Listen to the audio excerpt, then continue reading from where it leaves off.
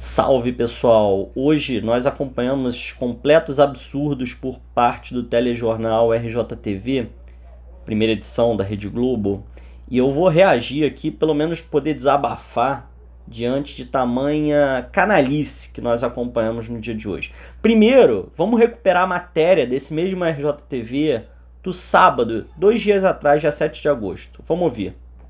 O estado bate recorde de casos na pandemia, mais de 12 mil registros num dia. E na capital, a vacina acabou. Sem a chegada de novas doses, a Secretaria Municipal de Saúde do Rio terá que tomar uma medida extrema mais uma vez.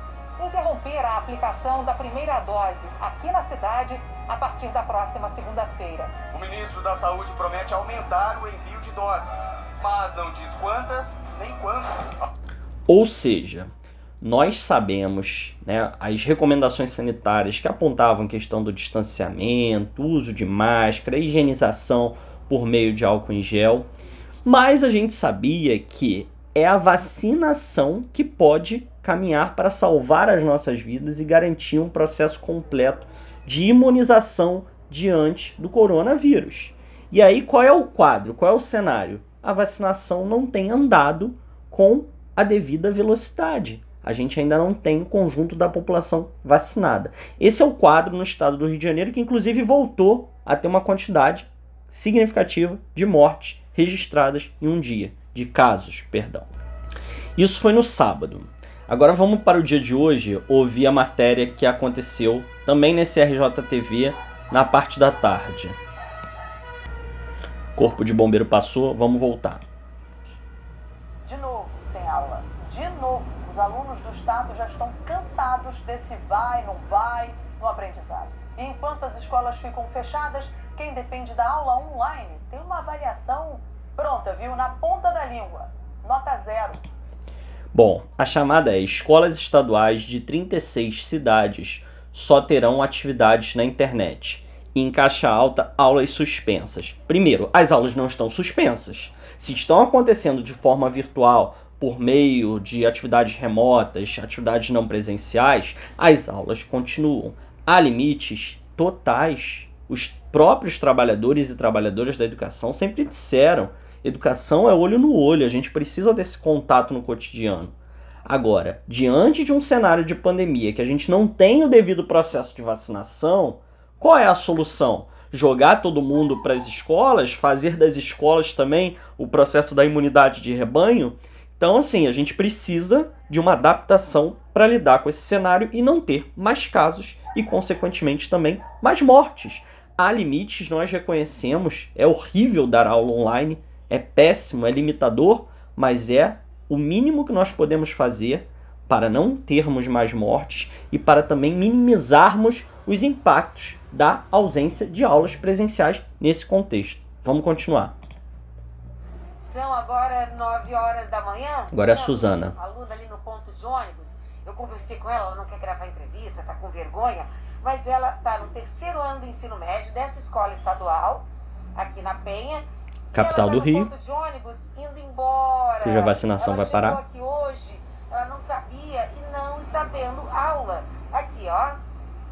Portão fechado. Ué, gente, peraí. Tocando o interfone, ninguém atendendo. A orientação da secretaria é que o pessoal administrativo trabalhe, que tem algumas funções que tem que continuar funcionando, que são, por exemplo, entrega de documentação, matrícula de aluno, entrega do material escolar para aula online e também entrega do kit alimentação. Sim, e muitas escolas o que fazem? Determinam alguns horários para isso acontecer, justamente para concentrar os esforços e não ficar a escola aberta durante longo horário, né? Então você realiza determinados horários. Ela vai lá, não se preocupa em procurar saber que dias e horários que esse atendimento ocorre, que momento ele já aconteceu, quais são os veículos de comunicação que essa instituição tem utilizado com a sua comunidade escolar e joga no ar assim: olha só que absurdo, a escola está fechada e ninguém me atende. E até podia ter alguém lá dentro, inclusive, trabalhando para providenciar essas documentações. E não é assim que toca o interfone e vou atender a Suzana Naspolini na hora que ela quer. Não é assim que funciona. Vamos lá. Olá, tem alguém aí? Acho que pelo jeito não tem ninguém do administrativo, não. Olha o drama. Agora a gente está aqui na Praça da Bandeira. Esse aqui é o Colégio Estadual Antônio Prado Júnior. Outro colégio, na capital também. Né? Não tem movimentação de alunos por aqui. Porta fechada. Bom dia. Tem uma senhora aqui. Tudo bom? A parte administrativa está funcionando? Ah, tá sim. E na escola estadual... Foi atendido agora. Eles entendem que por causa do avanço da variante Delta, as escolas tiveram que fechar novamente, mas eles estão preocupados com o conteúdo das aulas online. Okay, justo. Tem muitos professores que estão se esforçando, mas eles não conseguem render. A gente já tentou deixar com a professora o Aplique-se sem internet, mas não funciona. Você está desconectado. Por favor, conecte a internet para entrar no canal. Vale lembrar que em diversas redes há projetos parlamentares para garantir uma internet de qualidade para os nossos estudantes. E alguns gestores têm vetado esses projetos. Ou seja, a gente poderia ter, num país de dimensões continentais como o Brasil, um país que é rico, sim, condições para fornecer internet gratuita para os estudos da nossa juventude. Então a gente tem também as limitações do acesso, que acontecem, além de muitos estudantes também vivenciarem casas onde dividem o aparelho com seus irmãos ou com os pais que precisam trabalhar. Em suma, é muito difícil, é muito limitado, a gente reconhece isso. Agora, a solução jamais pode ser entupam as escolas e façam imunidade de rebanho nas instituições escolares. A gente não está percebendo nada, a gente não está aprendendo o que a gente deveria aprender. E a preocupação aumenta ainda mais para os alunos que estão no terceiro ano do ensino médio. Daqui a alguns meses chega o Enem e os estudantes afirmam que o conteúdo não vai ser suficiente para competir com os outros estudantes da rede privada que estão tendo aulas presenciais. Sentimento de desânimo, muita tristeza, porque no final do ano tem Enem e nós que somos pobres, ficamos jogados ao acaso, porque a rede privada está tendo aula. Então, acaba sendo algo desigual, porque o meu Enem é o mesmo Enem que eles vão fazer, sabe?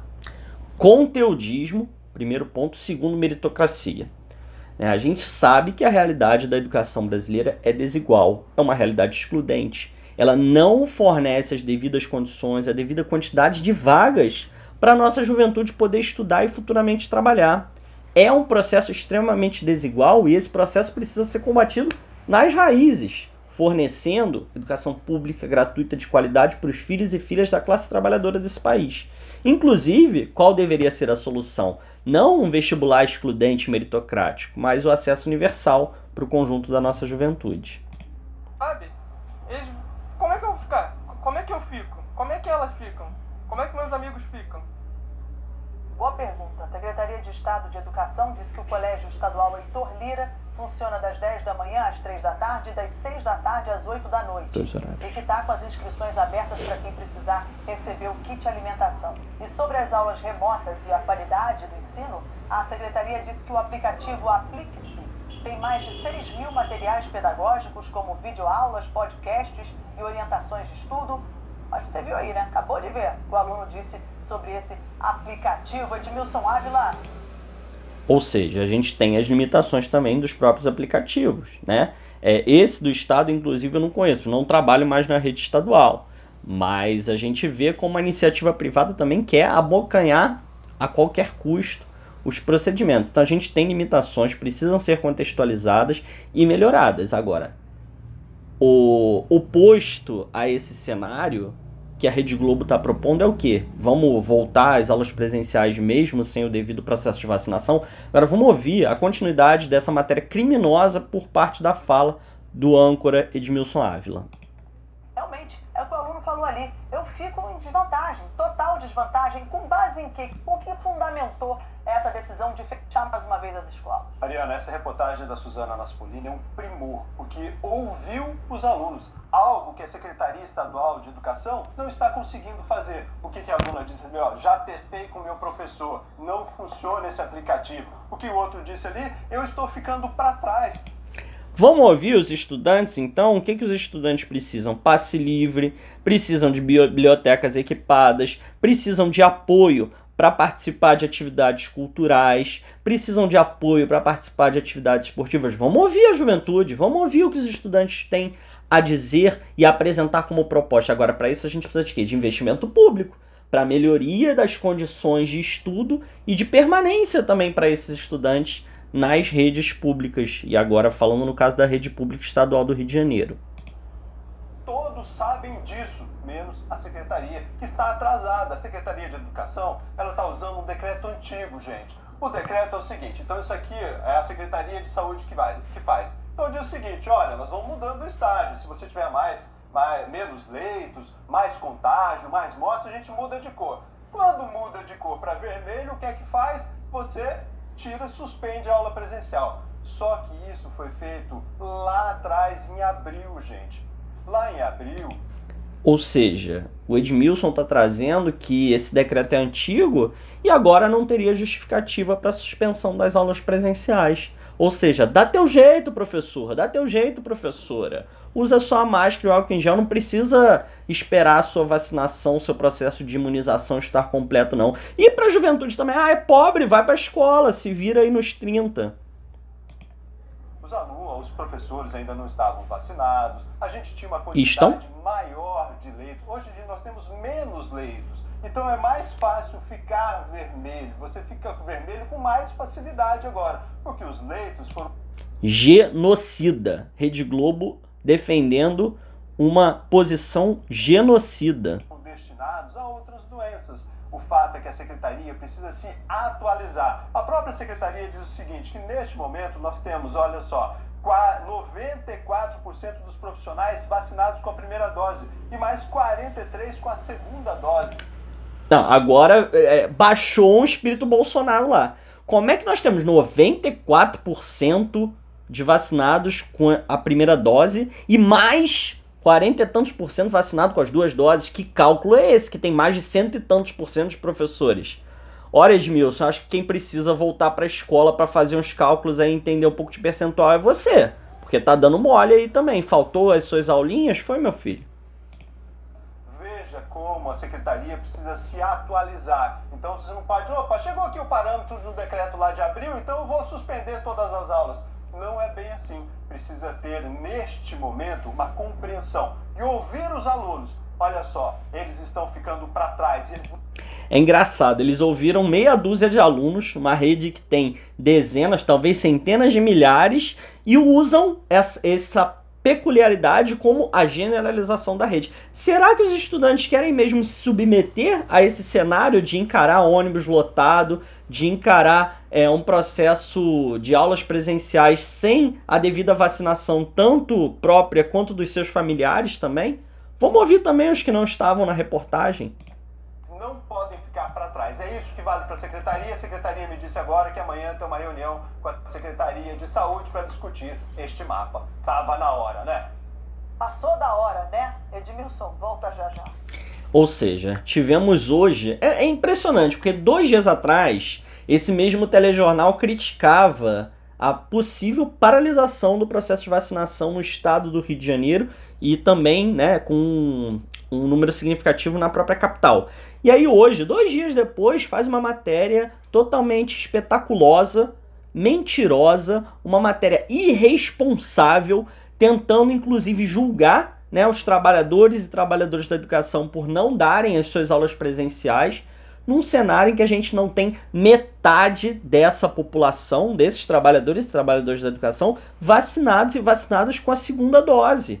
E mesmo depois da vacinação da segunda dose, há um período para essa imunização se completar de cerca de 15 dias. Outra questão que a gente precisa abordar também, quais são os recursos que o estado do Rio de Janeiro e outras localidades também vão destinar para as escolas para garantir o álcool em gel, para garantir as máscaras PFF2, para garantir o distanciamento, porque precisa de mais docentes, precisa de mais salas de aula, precisa espalhar mais os nossos estudantes. E além disso, né, além dos trabalhadores e trabalhadoras da educação, há também os estudantes e seus familiares que precisam estar vacinados e vacinadas. Ou seja, eu precisava aqui pelo menos desabafar, porque foi assim, almoçar ouvindo essa reportagem deu, sabe, um desgosto profundo e a gente precisa reforçar que nesse momento o que a população desse país precisa é de um sistema único de saúde 100% público, gratuito, estatal,